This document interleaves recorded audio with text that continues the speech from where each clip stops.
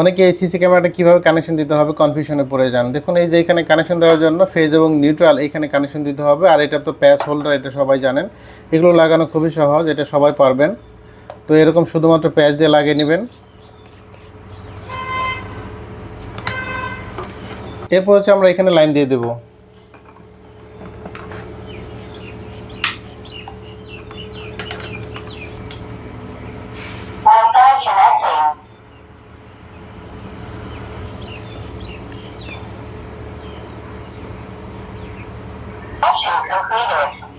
Camera চালু করার পরে এরকম যখন সাউন্ড হবে তখন আমাদের ক্যামেরাটা সেটিং করার জন্য রেডি। কিন্তু এর আগে আমাদের ক্যামেরাটা সেট করার আগে রিসেট করে নিতে হবে, তাহলে সবচেয়ে সুবিধা হয়। তো এইখানে রিসেট বাটনটা আছে, আমরা রিসেট বাটনটা একবার এখানে চাপ দিয়ে ধরে রাখবো। এটা 3 থেকে 4 সেকেন্ড ধরে রাখতে হয়।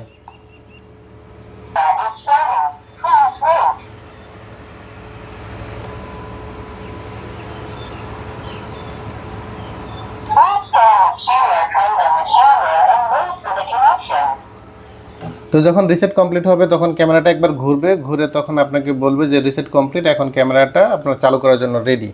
এখন আমরা মোবাইলটা হাতে নেব। মোবাইল হাতে নেওয়ার পরে প্রথমে উপরে যে সেটিংসটা আছে ওয়াইফাই সেটিংস, এই সেটিংসে চলে যাব আমরা। এইখানে ওয়াইফাই সেটিংসে আমি চাপ দিয়ে ধরে রাখছি। তো এখানে দেখতে পাচ্ছেন এটা হচ্ছে আইউব ওয়াইফাই, এটা হচ্ছে আমি যে ওয়াইফাই দিয়ে ইন্টারনেট চালাই। আর এটা হচ্ছে ক্যামেরার ওয়াইফাই, মানে ক্যামেরার একটা হটস্পট তৈরি করা হয়েছে যেটার নাম হচ্ছে MB761615। তো আমরা এটাতে কানেক্ট করব এখন।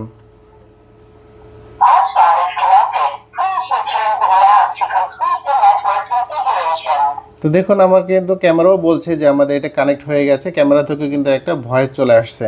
তো এখন আমাদের এইখানে কাজ শেষ, আমরা এখন চলে যাব অ্যাপের মধ্যে। এখানে দেখতে পাচ্ছেন V380 প্রো যে অ্যাপটা আছে, এই অ্যাপে আমরা চলে যাব। তো অ্যাপে ঢোকার পরে এইখানে লাল কালিতে কিছু একটা লেখা থাকতে পারে, the necessary permission for adding device are not enabled. তো এইটা আমরা প্রথমে এনাবল করে দেবো, এখানে আমরা ক্লিক করব। এরপর আমরা এখানে দেখব যে সব কিছু অন আছে কিনা। ওয়াইফাই অন করতে হবে, লোকেশন অন করতে হবে, আর এখানে ব্লুটুথটা পারমিশন অন করা আছে কিন্তু এখানে এনাবল করা নেই। তো আমরা নিচে থেকে এটা এনাবল করে দিচ্ছি। এবার আমরা এখান থেকে অ্যালাউ দিয়ে দেব।